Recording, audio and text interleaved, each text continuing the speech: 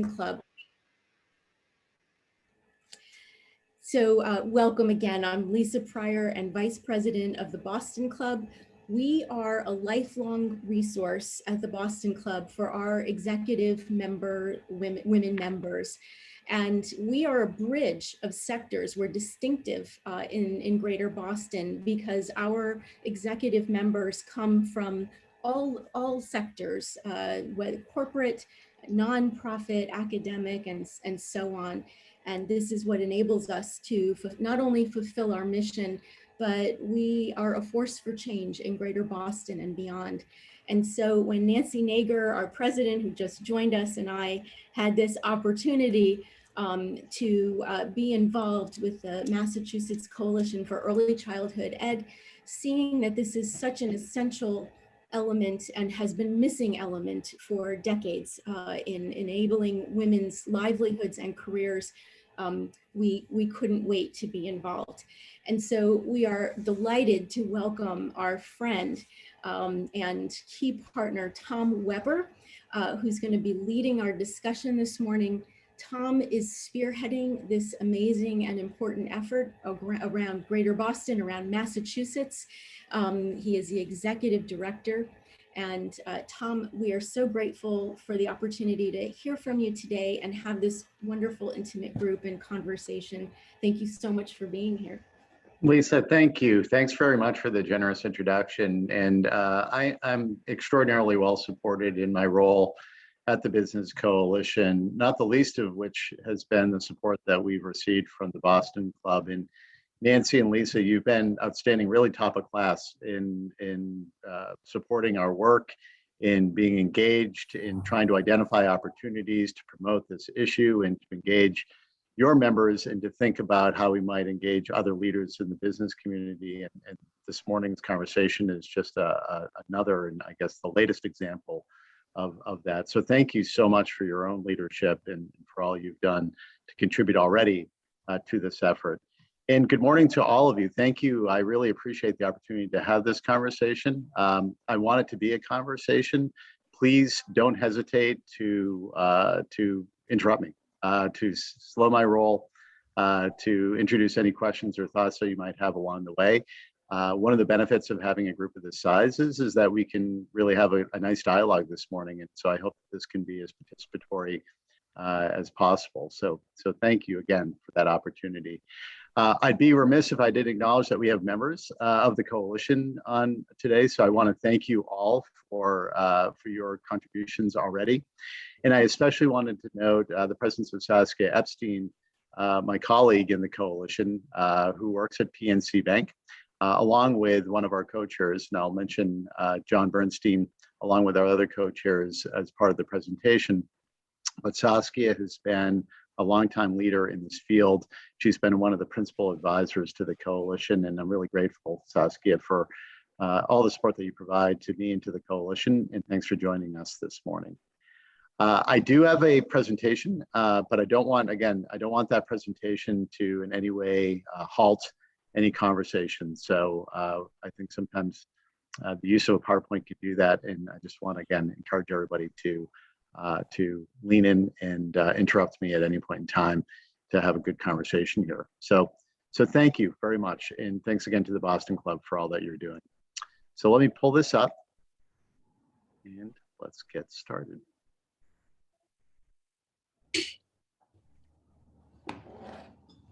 So just a very short segment on sort of the origins of all of this. I don't think, frankly, it would come to a surprise to anybody who's participating in this conversation this morning that early childhood education is it's an important enabler to the economy and has particular significance, obviously, to working families and frankly, particular significance to working women.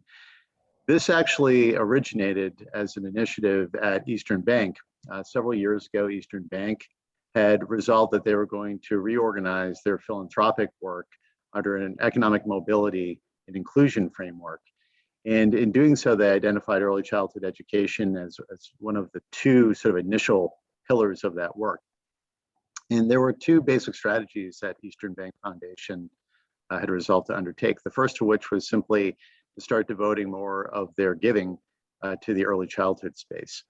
And the second was a little bit more, I think, forward-thinking, acknowledging that Eastern Bank's resources, while important and I think are having some positive impact within this space, we're not going to be sufficient to to be able to move this issue in the dramatic fashion that we believed it needed to be moved.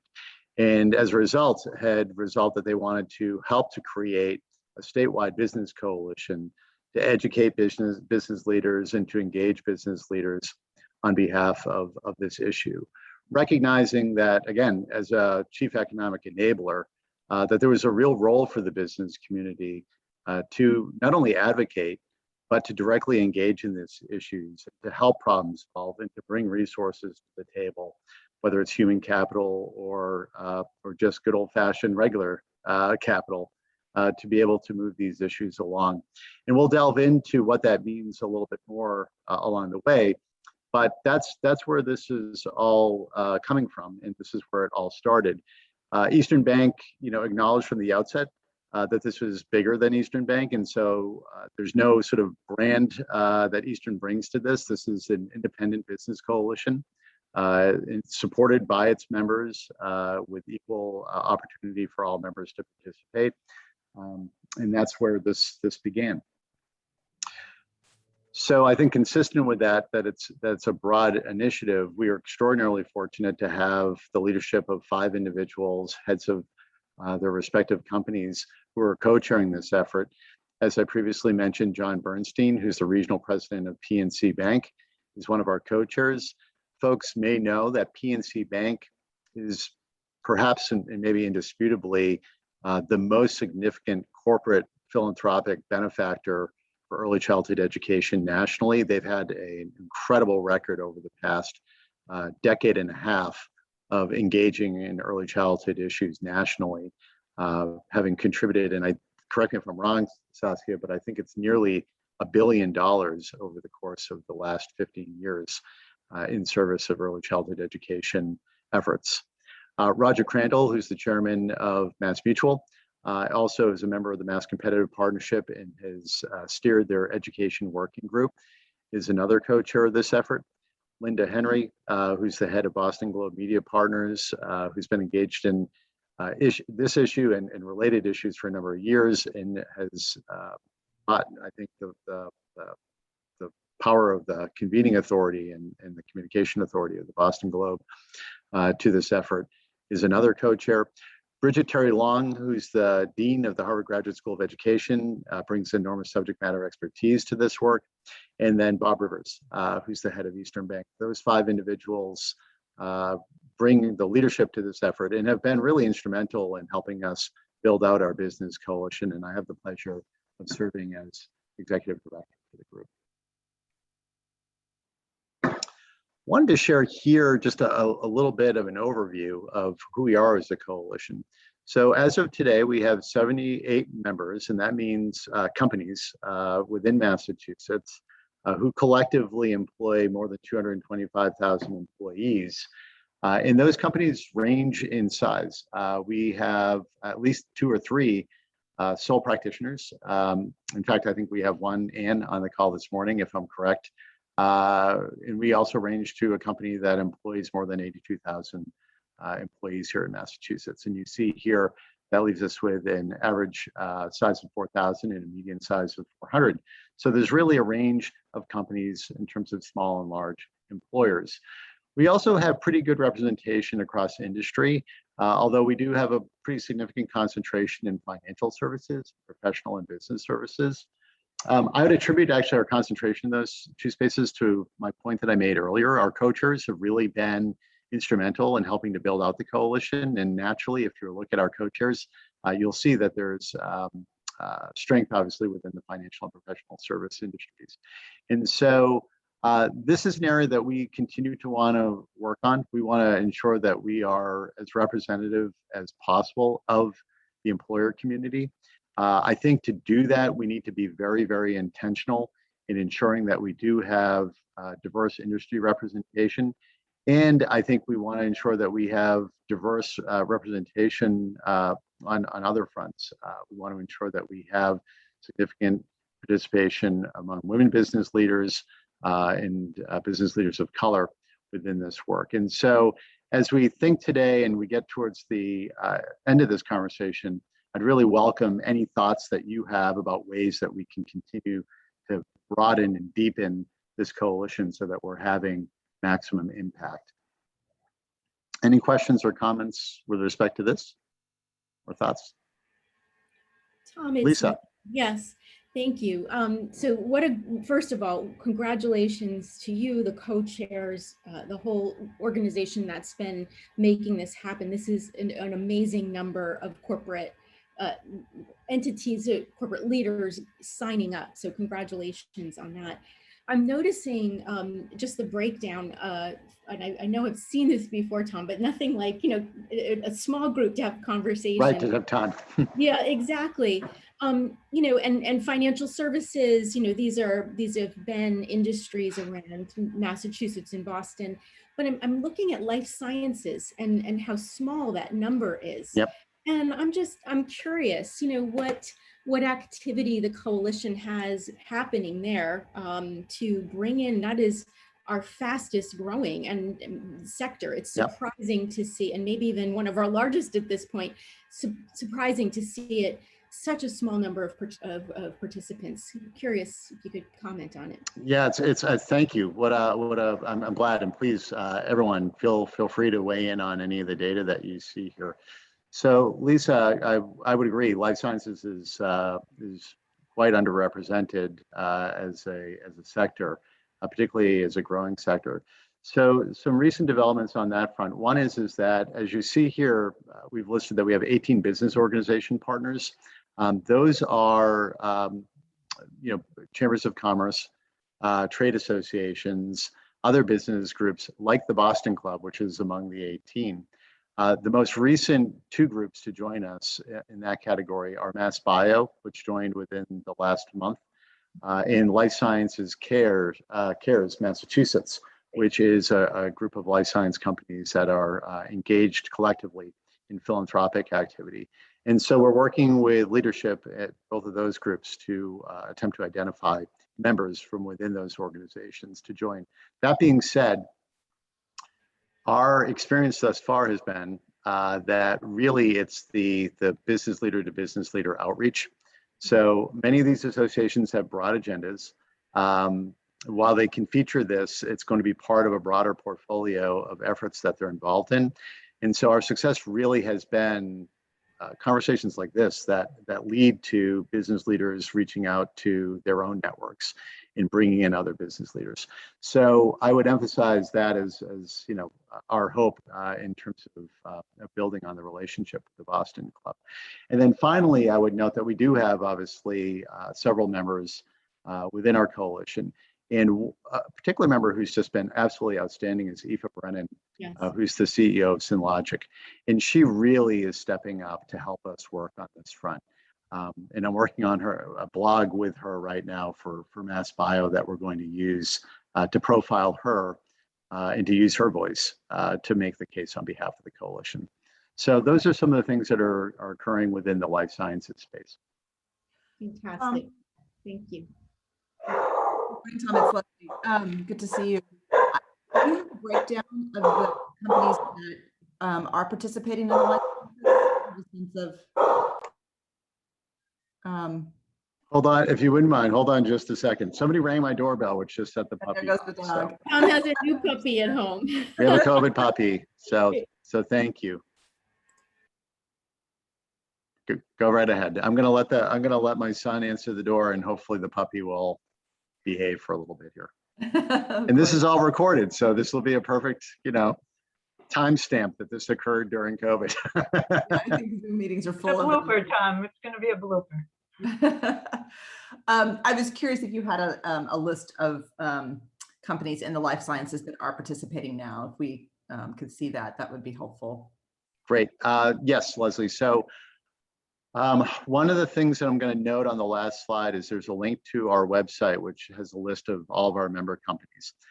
It doesn't actually break down the companies by industry, but I think the life science companies will stand out too, since there's, again, only several that are listed there. So, but you'll be able to take a look at our full membership, as well as a list of the business organization partners as well. Great, thank you. Great to see you, Leslie. Thank you. I was Wonderful. also thinking, Tom, if you have sort of a list of companies that you would like to have part of the coalition, and if we could run it in the Boston Club's membership and see if there's any contacts that we could help with, that would be really interesting. That'd be wonderful, Osa. You know what? Maybe I can follow up with Nancy and with Lisa afterwards, and we can develop something along those lines. That's a great suggestion. Tom, Thank you. I'm surprised that the educational services is so small. I would have thought that would have been one of your larger groups. Yeah, I would agree, and I think so we've only have several members within higher education, at least one of which is sort of a public higher education institution, the University of Massachusetts, and we also have Emerson involved as well. I think, you know, that's an area where if we could identify a key leader within that space to be able to help us, I'm about to reach out to AICM, which is the Association of Independent Colleges, to see if Rich Doherty, who's the executive director there, may be interested in helping us get introduced to more of the independent colleges here in Massachusetts. We're certainly going to take a look at some of the publics. I think, you know, for a variety of reasons, faculty, graduate students, you know, there's a natural connection to the early childhood issue there. So we'd like to try to leverage that more. But that is an area where I think there's stark sort of underrepresentation. There's another conversation to be had. There's history with some of these campuses that have had childcare centers in the past. Many of them have pulled back on that. I'd say over the last 10 years or so, a number of on-site childcare centers have closed on campuses. But that's actually something for, I think, the coalition to look at as we look at what kinds of policies and incentives might make the provision of on-site childcare for some of the larger employees possible, because right now the conditions are such that many are reluctant to do so, but there might be some things that we could consider that would enable that. I would just jump in to say that, you know, the goal is not to have a coalition of a certain size, right, that perfectly represents all industries, but to focus on creating enough action and nimbleness, right, to be able to move. And so that may mean that we're sort of a rolling snowball, and we gain people and companies and representation as we go. And there's a recognition that, you know, the goal exceeds more than the process. So just to say that we are continuing to focus on recruitment and engagement of our members in reaching new people, but we don't want that to be such a cornerstone of our work that it prevents us from focusing on other activities. Thank you, Saskia. Saskia is absolutely right. There's no magic number. And in fact, I would humbly submit that we actually have achieved probably a critical mass where the coalition is recognized as being not just viable, but but in a strong position to be able to have impact. And it's that impact, it's the action that I think would be most appealing to other business leaders as we move along. I think that will be our chief selling point. Wonderful, thank you. Wow, if this slide just prompted that much conversation, I'm looking forward to seeing where the rest of our slides take us. It's great. So as we convened as a coalition, we worked on establishing a clear vision for our work. And that vision is that the coalition would help establish a world-class early care and education system for the Commonwealth. And we wanted to be a little bit finer in terms of our definition of what that meant. And so we established that world-class means the inclusion of infants, toddlers, and preschoolers. So the 0 to 5 population is our focus. That may seem natural and intuitive to most, but for those that have been working in early childhood, there's often a sort of inclination for folks to think about this as being only about preschool, or perhaps even only about early elementary. And so we wanted to be really clear that we're focused on infants and toddlers and preschoolers, particularly since there's such a scarcity of services for infants and toddlers in our state, although there's also, I think, in many areas, a need for stronger preschool as well. We want these services to be universally accessible. We want them to be of high quality. We want these services to be available equitably, so that there's fairness, not only to children and families, but to those families that are hoping to engage in the economy and be supported. And if we want an equitable economy, and if we want an equitable recovery from the pandemic economy, we know that childcare has an important role to play in achieving that. We need to be more affordable. Massachusetts is the most expensive childcare on average in the nation among states. It's only exceeded, I think, in cost by the District of Columbia. So we're #1 among states. We need to be more reliable for families. Services are not available oftentimes in non-traditional hours. And so we need to have the flexibility that supports the modern workforce, and particularly as we are coming out of the economy. And there is, I think, going to be some permanent changes to the way the workforce is engaged. We need to think that through, and how childcare is available to support those new developments in terms of the future of work. And very, very importantly, we need to be sustainable for early childhood education programs. And I would note here that even before the pandemic, about a quarter of our licensed early childhood education programs in the Commonwealth had closed over the course of the decade leading up to the pandemic. And since the pandemic, another 12% of programs have closed. And those that have reopened, are open at much reduced capacity on average. So this has been a problem that's been growing over the course of time. In all of this, we want to achieve, regardless of race, income, or neighborhood. Again, important to our objective to make sure that this is being achieved on an equitable level, and it's working for all businesses and all families. So why did we come together in the first place? There are some public policies that are working in large measure, but simply aren't working in smaller and important measures. I think that the real conclusion here when it comes to early childhood education is that by and large, it's not working really on any of the important measures. It's not working well for our economy. It's not working well for children and families. And it's not working well for the early childhood education programs that are attempting to provide these services. And some of these survey results, I really think buttress those arguments. The first is a survey that we helped support that ended up surveying about 420 employers across the Commonwealth. And the top line results of that was that more than 9 in 10 of those employers who were surveyed reported significant concerns were expressed by their employees about childcare and its impacts on their ability to work. And more than 3/4 of those employers had reported that the employment stability and career growth opportunities of women within their workplace had either already been compromised or that they believed would be threatened as a result of early care and education issues. And when we surveyed parents, and we supported a survey that was conducted by a research group, Beacon Research, we found similar results. We found that parents were, not surprisingly, equally concerned, the very same parents that were informing their employers of these problems.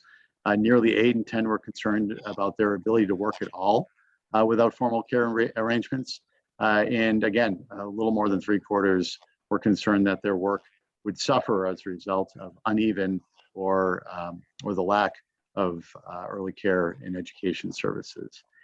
And as I already noted, there's really been a longstanding challenge within early childhood education, the provider community, to be able to sustain operations. And we've seen that through significant attrition over the last decade and further attrition over the course of this pandemic.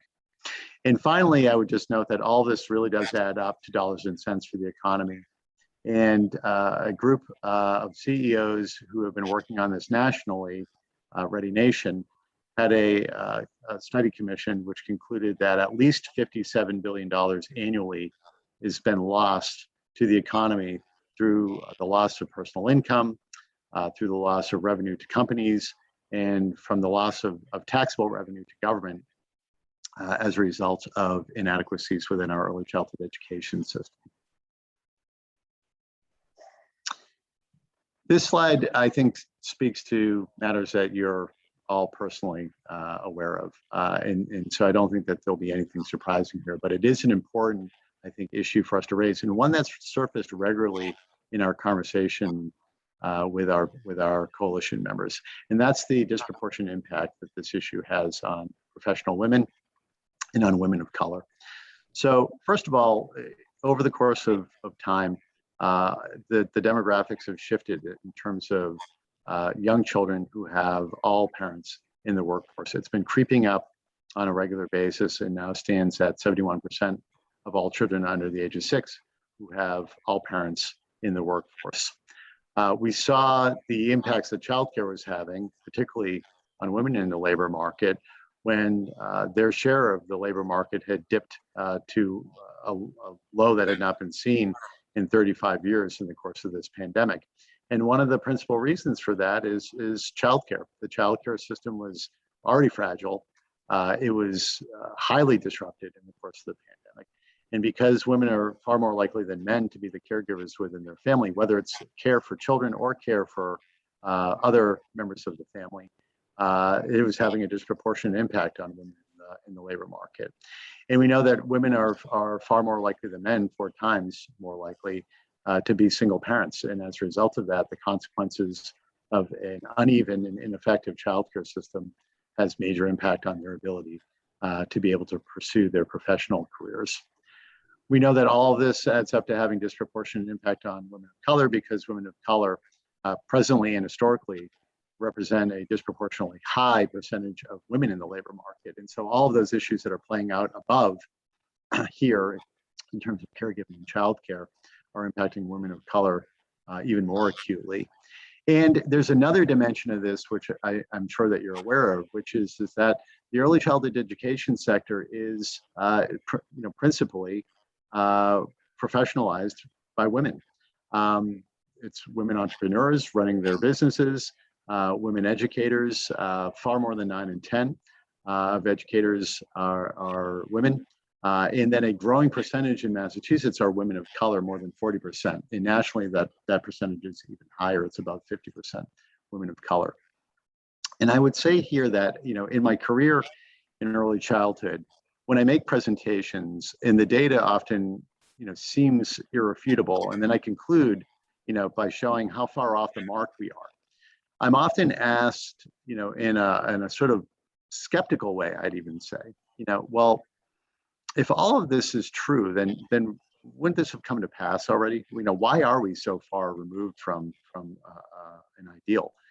And I think that this slide probably speaks as powerfully to the answer as any slide that I have to offer here. And I think simply it's the politics of gender and it's the politics of race. This issue has been falling on the shoulders of families, for centuries. And in large proportion, it's falling on the shoulders of women. And for, I think, political reasons, the answers, have never added up to a solution that is really fair, equitable, and sustainable for families and for professional women. And so I think that much of what's embedded within the slide really speaks to the answer to the question as to why we have not, as a society and politically, been able to respond to these challenges in a sufficient way. And I'm hopeful that the moment that we're in right now is about to represent a departure from our prior experiences in answering this question a little bit more decisively. Any thoughts or questions before I move on? I just think that was well said, Tom. I think that's it right there. Write that down, what you just said. That was so powerful. Very much so. Thank you. No, I appreciate that. And again, I recognize that for each of you, you have personal experiences that could speak to all that's represented here. So thank you. And of course, I don't want to understate, the importance of this service for children and for families. One of the things that I think we've recognized in engaging the business community is the importance of elevating the business case and the economic case for childhood education as an immediate, urgent issue that needs to be addressed for the labor market.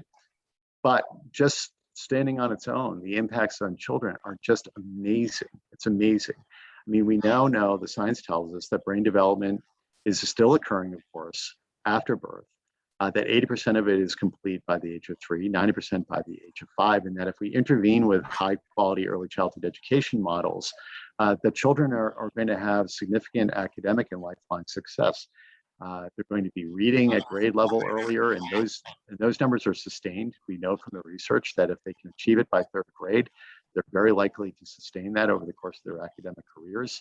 They're far more likely to graduate from high school. They're far more likely to attend college. They're far more likely to earn more over the course of their lifetime and to require fewer government services. And as a consequence of that, the work that Nobel economist James Heckman has undertaken demonstrates that there's an unbelievable return on investment of at least 13% annually. That's the conservative number that he's achieved. And really, if you were to look across public policy, there's very little, if anything, that compares with that kind of return on investment.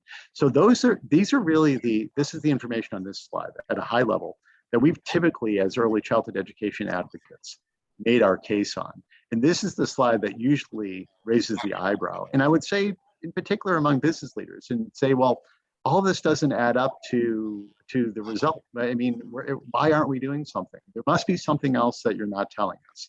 And that's why I think that the slide prior to this is so important. There's a political context to this that I think, really does answer the question as to why we're not there yet. But if we do it right, this is the kind of stuff that we can achieve. And we're not just achieving it at the child level, we're achieving it at the level of the working adult, who is therefore now engaged because their child is in a safe place, receiving developmentally important and appropriate services to be able to achieve their best selves, while the adults in the family are able to achieve their best selves. Any questions on that before I move on, or thoughts? Thank you. Okay, so we surveyed our members. We launched in February. I should have noted that earlier. We surveyed our members as part of our launch. And I think the reasons that they joined are not going to surprise you. Our members were really interested in this issue to support their own employees. I think it's important that there's been a shift that's occurring where they see this as having greater relevance for their immediate workforce. I think historically, this has sort of been seen as part of the workforce pipeline, and it's seen as something that's kind of remote. It's, okay, well, it's good, but look, I need to hire somebody yesterday. It's good to know that this might feed into a pipeline that would, provide us with a stronger workforce in 20 years. But I think what's really changed is this understanding that this is an essential service to current employees with young children. And so that certainly was reflected within our survey work. They see this as an investment in the future workforce. They're not just so short-sighted as to fail to recognize that this has the long-term benefits that were spelled out on the prior slide. They see this as part of supporting their communities, their customers, and just creating, the positive kind of environment that they want to surround their employees and their organizations with. And so that's been really, really important. They see this as an equity issue, as we noted earlier, that this has important implications for achieving an equitable economy and for providing equity within their own organizations. They wanted to explore and learn more about best practices. We'll talk a little bit more about the activities of the coalition shortly, but they also want to know about how they might be able to have impact on their own and not just within an advocacy context, but also what they might be able to do on behalf of their own employees. There's recognition that this has had, or rather been, impacted by the pandemic, which has taken an already fraught system and injured it even further. They see it as part of their larger mission as an organization, and they wanted to be active in increasing awareness around the importance of early childhood education as an economic development and a workforce development matter. So that was the feedback that we received from coalition members. Is there anything that's not? I would just reflected add here? that, Yeah, Tom, I good. would just add that you're also incredibly persuasive. Thank you. Thank you, Saskia. Well, much of the work that you see here has been informed by a whole group of partners, and Saskia has been a big part of that. So thank you. I just get to be the benefit of being the messenger sometimes. So we also want to talk to them about, where we're heading this year in 2021 and where we're heading for the next 3 to 5 years. I want to note here something that I think is important, and I hope is a selling point as you think about perhaps your own direct participation or how you might bring others into this work. We're still setting the agenda. This is still being formed. And so there's a real, I think, powerful opportunity right now for folks who are getting involved in this to do that with us, because we really want this to be member driven, for this to be sustainable as work, to have real impact. We know that we really need to derive, our ideas and our focus from our membership. And so in 2021, there's an interest in learning more and understanding the system and the issues so that we're educated and we're informed in the directions that we take. There's interest in undertaking state and federal advocacy, and we've already initiated that work. An interest in growing awareness around this publicly and identifying the business community with this issue as a key stakeholder so that we can move a public agenda on behalf of early childhood education. We want to work together, as I said, to develop our priorities and to think about and to learn more about best practices. There was an interest in focusing on access and affordability and to create subcommittees that align with our prime action areas. And I'll talk to that in a short bit. And all of this over the course of the next 3 to 5 years, our members wanted to add up to the existence of strong public-private partnerships, where we're working with other key stakeholders, the early childhood education sector, the federal government, state government, local government, to be able to move an agenda forward. We wanted to be able to establish metrics so that we know that we're showing progress, particularly across all the elements that I identified earlier as being part of our vision statement. We wanted to explore scalable solutions for businesses and policymakers to move this issue. And we wanted to ensure that we were working on specific solutions so that we're not trying to eat the elephant in one bite, but rather identifying opportunities for this coalition through its advocacy, through its public-private partnerships, to make meaningful progress that would help to support broader publicly supported solutions. And again, there is strong emphasis on wanting to ensure that all of this work is grounded in principles of equity, so that we are having impacts not just for those who frankly might already have pretty good opportunities in early childhood education, but for those for whom the system is really not working. And we've already noted here that there's strong evidence to suggest that it's not working for many, particularly for women professionals. So we wanted to ensure that all of that is accomplished over the course of the first 3 to 5 years of our coalition's activities.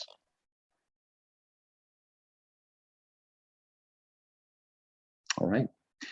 So how do we do that? So we've established a membership engagement framework. First and foremost, while I don't have it noted here, there's no cost to joining the coalition. We do hope to explore over time as we're building out our agenda opportunities for folks to make investments of human capital, their own time, as well as if the ability exists, corporate philanthropic capital. But there's no mandate for that, and there's no cost to joining the coalition. The coalition convenes as a full coalition, pardon me, 3 times annually. We had our first meeting when we launched in February. We just met at the end of June for our second meeting, and our next meeting is going to take place on November 2nd. We are establishing in between our June meeting and November meeting working groups to focus on the key priority areas, and I'll note that on the next slide. And those working groups are going to be comprised of members and designees. That's relevant because I'm going to get to a final slide that I created just for this group, which is nothing special, so I don't want to overfill it. But it may very well be that you've got your company is already participating, but there's going to be opportunity for multiple participants, particularly through these working groups. And so I just wanted to flag that here, that's an opportunity for people. And we want to continue to grow the coalition, as Saskia noted earlier. There's no perfect size for this coalition. I think the most important thing, honestly, now that we've established, I think, such a strong foundation, is that we just continue to push out into areas that might, right now, be underrepresented. And so I think in that respect, we want to make sure that we brought in our industry representation and continue to ensure that we have the voices of women business leaders of color, and small business leaders at the table with us as we're building out this agenda. I have a question. Yes, please. My name is Harriet Tolpin, and I'm here as a guest of Christy Egan. And thank you, Christy, so much for inviting me. My interest is as chair of the board of Nurtury, which is the oldest early education provider in the Commonwealth of Massachusetts. We serve 1,000 children in 5 centers and 130 family provider homes. And Tom, I'm interested in how the provider community will be engaged. I didn't see that we were part of the list of sectors that were on your original list. And I think it is so important that the provider voice be not just heard in a subgroup, but actually be an important part of the coalition's organizational structure as well. So I'm interested in your plans for that. Yeah, it's a great point. I was going to get to it actually on the very next slide. Okay. I'm going to jump the gun because you've raised such an important point, Harriet. So thank you. Thanks for joining, Harriet. Thanks for your leadership. And I've had the pleasure of talking to you in your capacity as chair at Nurtury, which has done a remarkable job over the course of many years. But I would especially really commend you for the work that Nurtury has done over the course of the last year and a half through the pandemic. Laura has been an outstanding leader, not only on behalf of your organization, but on behalf of the early childhood field. So, and I know that you work very closely with her on those efforts. So, Harriet, to that point, it is imperative that the business community, the employer community, approach, I think, these issues with a measure of humility.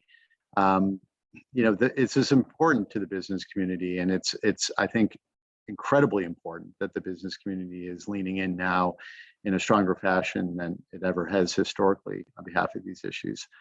But the reality is that there are leaders within this field who have devoted their lives to this with deep life experience and professional experience to inform this work. And we've been, I think, working very, very hard to be really connected to that ecosystem throughout the course of our process in standing up this coalition.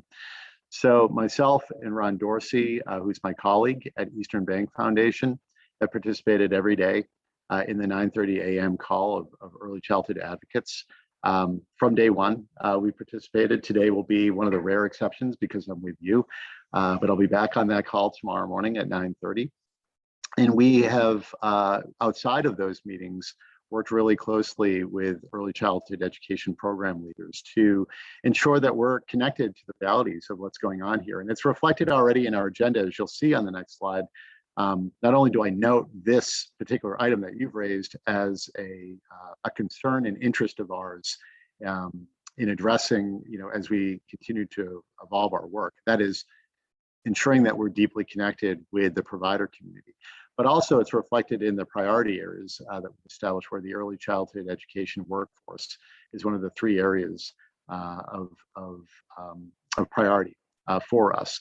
And I don't think that would have naturally arisen from the business community itself. I think it was important that our connectedness to the early childhood community made it so abundantly clear that the early childhood education workforce is a top priority area that we need to concentrate our energies on.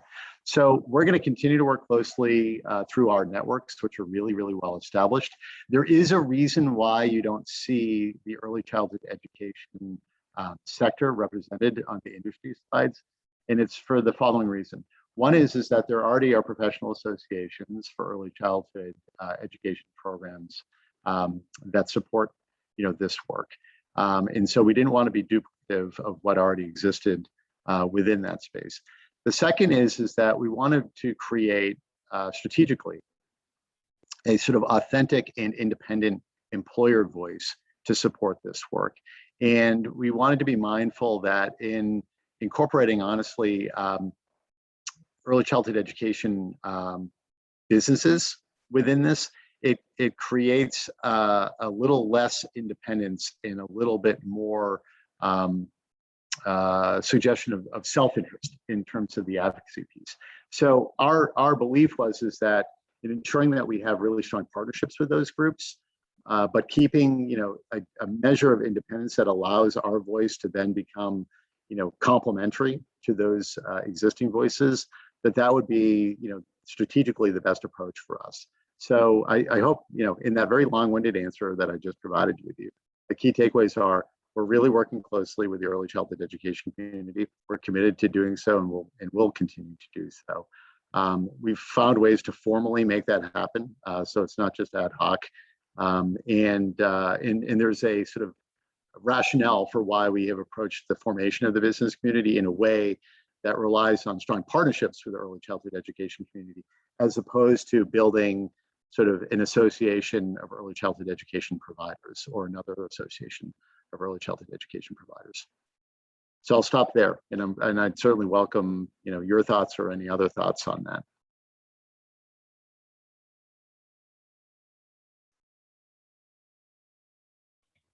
I just want to say, Tom, that we at the Boston Club are really proud to be an organizational partner to this very important initiative.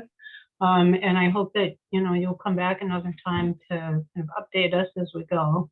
And, I really appreciate today's presentation. I think it's one of the single biggest issues that impact women's ability to advance in their career is childcare, early childcare and early childcare education. So this is extremely important, and we're very pleased to be part of it. Nancy, thank you again. And as I said at the top, the Boston Club has really been top of class in terms of engagement and support, and you and Lisa have been instrumental to that. So thank you.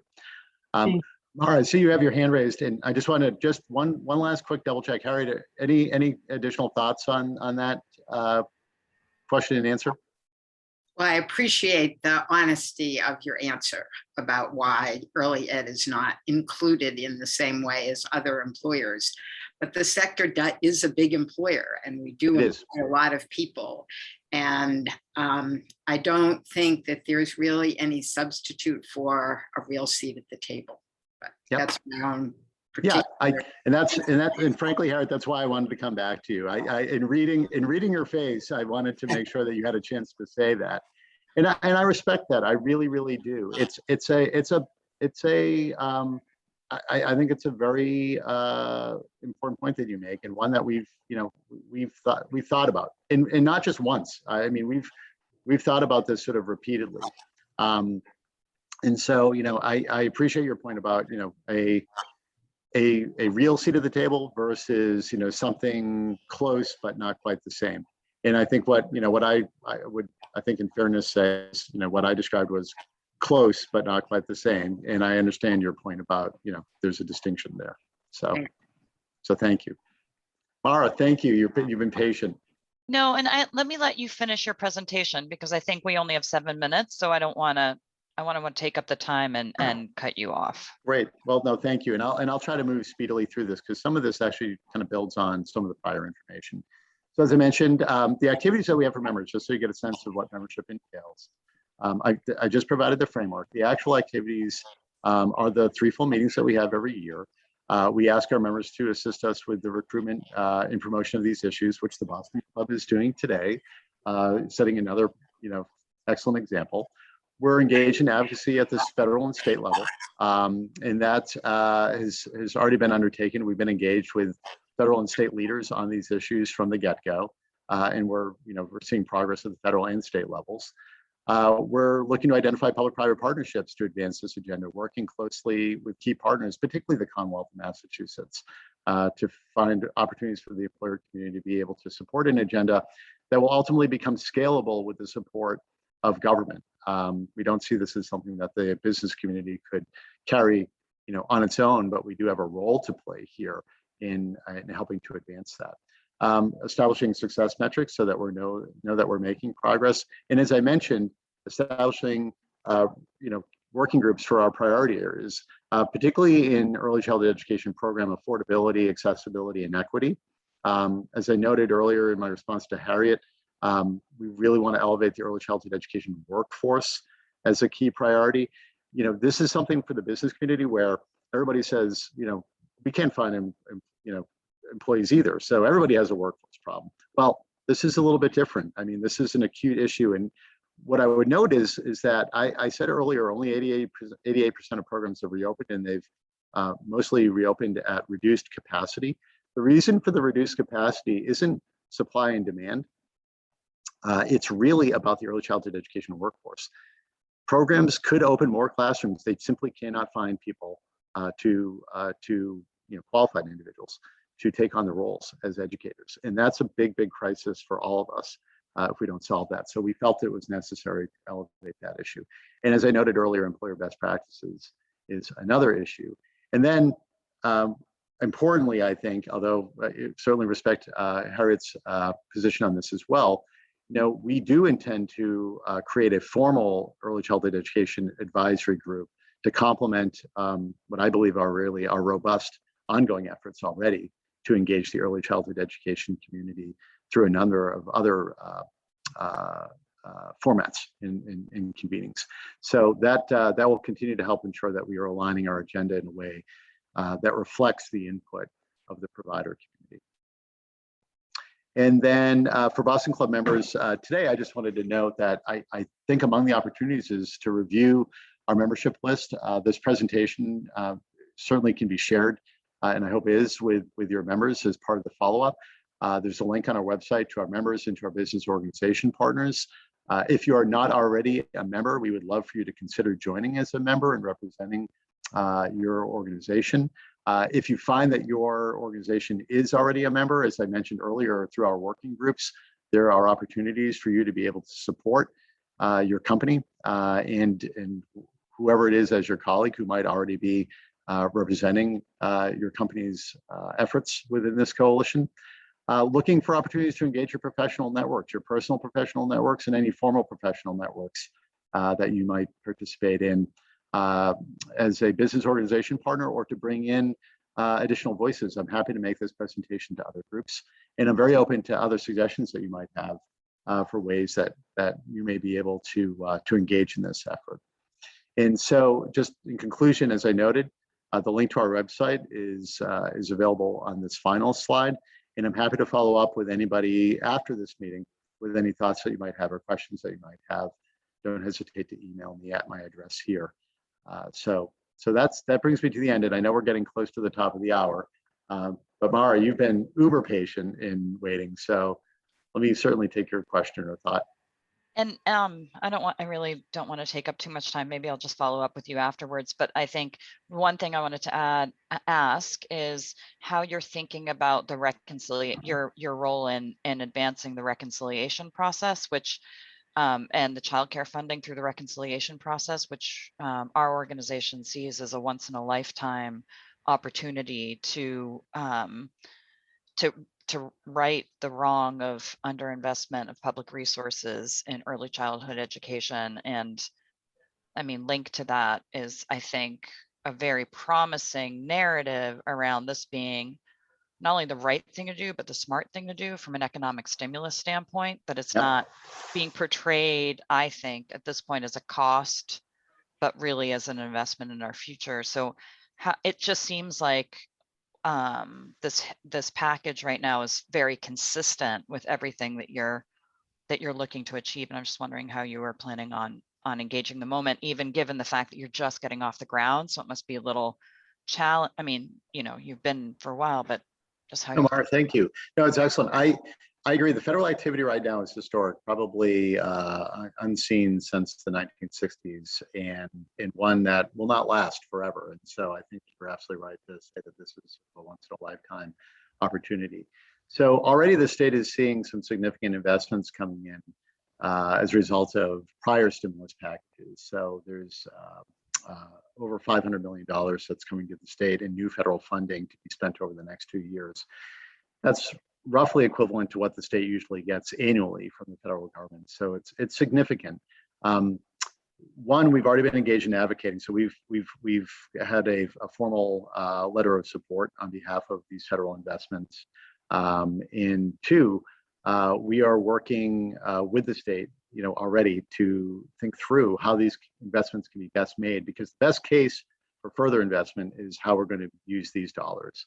And we don't want to squander neither the opportunity for these dollars to have impact, nor the opportunity for these dollars to make the best possible case to be sustained or grown really at the federal level. And to that end, we're about to enter into a research partnership with a group, and there'll be more information over the next couple of weeks coming out on that. And among the areas that they're going to be looking at is the new federal funding and existing federal resources, so that we can be clear in identifying where the gaps exist, even with these new federal funds, to help support the case for additional federal investments. At the same time, you know, we're going to continue to closely follow as the proposal moves through at the federal level, the opportunity for additional federal investments. I think a consideration for us as folks that are thinking about this from the business community standpoint is the question around to what degree this involves new revenue derived from corporate taxation. And that's where, you know, the sort of strong vocal support from national business associations wanes, is when it gets into a conversation around where the revenue might need to be derived from. And that's something I think we're going to need to begin to assess, you know, over the course of this next half year with our own business coalition is, you know, to what degree we see the business community having a role in helping to support this. My belief is there probably should be a role for the business community as part of a broad-based tax support, you know, for this. It's a public good. It doesn't need to be borne by just one segment of our society, but it should be borne by all segments of the society that benefit from it. And obviously, as we've demonstrated here today, there's a strong case to be made that the employer community is among those stakeholders and therefore should play a role as well if we're to think through how we support those kinds of efforts. Thank you Yeah, so I think much. funding is the challenge, because even within the coalition, there's discussion about that and how it impacts the economy, and it's a complicated topic. Indeed. And on that note, much work ahead for all of us. But Tom, we're so grateful for this time this morning. We'll be making this available to our members, and we will continue to do meaningful outreach to organizations in supporting and joining the coalition. And we'll continue to do our work in bringing diverse women's voices to the table around this issue. But Tom, thanks so much for your time and energy, and for all of you today for coming. Thank you so much. Be well. Yeah, I'm really grateful. Thank you so much for the opportunity. It was wonderful to have a conversation with you this morning. Thanks for the engagement this morning. People have been wonderful. Questions were fantastic. I really appreciate this. So I'm very happy to follow up with anybody after this conversation. So don't hesitate to reach out. I know I'll be engaged with Lisa and with Nancy. So again, thanks very much. And I hope the rest of your day is terrific. Thank you Thank so you. much. With the puppy. Be well, everyone. Thank you. Thank Bye, you. everybody.